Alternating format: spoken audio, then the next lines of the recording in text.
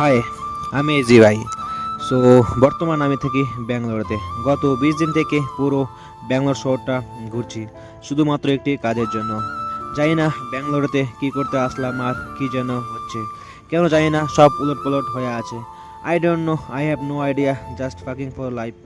আমার সবথেকে বড় ভুল ছিল যে আমি কোনো প্ল্যান ছাড়াই ব্যাঙ্গালোরেতে আসা। বাট আসছি তো কিছু না কিছু কাজ খুঁজে বার করে নিব।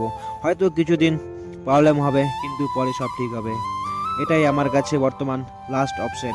Just believe in god, trust ছাড়া আমার কাছে কোনো উপায় নেই। ওই যে একটা কথায় আছে না, একটা ভুল মানে সব শেষ। বর্তমান আমার সাথে তাই হচ্ছে। মাঝে মাঝে মনে হয় যেন সব ছেড়ে পালিয়ে যাই কোনো এক দূরে, যেখানে কেউ থাকবে না, থাকবে শুধু আমি। কিন্তু পরিস্থিতি আমাকে বাধ্য করে রেখেছে। এটাই হলো বস, ছেলেদের জীবন, আর এটাই বাস্তব।